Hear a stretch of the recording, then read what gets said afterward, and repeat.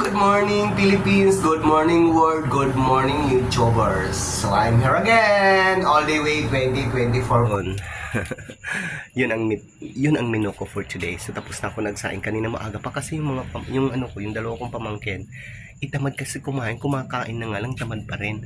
So ayun, so linutuan ko siya. Anyway, tatakpan ko muna ng takpan. So nitakpan ko na, babalikan ko na lang siya kasi titinan ko muna doon ang store, baka may taong nakahintay doon, nakaabang. Dirty kitchen, dirty kawali, ang itim na kawali. Tapos wala naman talagang kawali na maputi pag gumagamit ka ng kahoy. So ayun na ang linuto ko. Nakalimutan ko sa inyo ipakita kung paano ko gawin, pero as I said, una linagyan ko siya ng mantika, linagyan ko siya ng sibuyas, bawang, kamatis, luya, at linagyan ko siya ng lemongrass, pampasarap. Kasi alam nyo ba, ang purpose ko, kasi ang kapatid ko naglasing.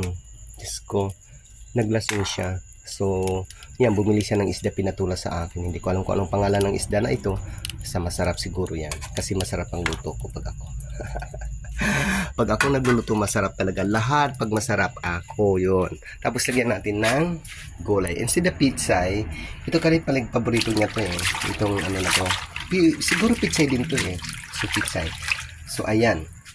Dinamihan ko na ng sabaw para masarap naman. Bibisitahin ko muna dito yung store. Baka may, kasi wala ditong kapatid ko. DCD.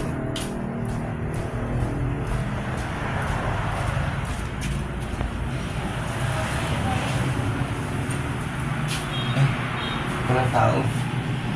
So walang tao. So anyway, hindi ko lang kumagano. So, ayan. So, pwede ba paupo muna? Tsaka ching na nga. Natapos na ako magluto ng tinulang isda. Ang sarap. Kasi kumain na yung kapatid ko, kumain na yung mga pamangkin ko, at kumain na rin ako. Ang sarap ng pagkaluto ko. Kasi kung nandito lang kayo, binibigyan ko kayo ng sabaw. Hindi lang sabaw, siyempre may laman din. Sa yun ang aking mino ngayong araw na to, yung tinulang isda, masarap. Kahit ngayon hanggang hindi pa ako nagugutom dahil lunok ako ng lunok ng gulay. marami akong linunok na gulay, so hindi pa ako nagugutom. So yun lang po, marami pong salamat. At huwag mong kalilimot lagi yung aking All The Way 2024. Pakisubscribe lang, kasi yung subscribe ko, yung last ko na video content noon, yung about the palette. So I already forgotten the palette. So paki-subscribe, paki-like, paki-share naman, paki-comment naman kung para ano ang gusto niyo gawin kong content ng aking All The Way 2024. So marami pong salamat at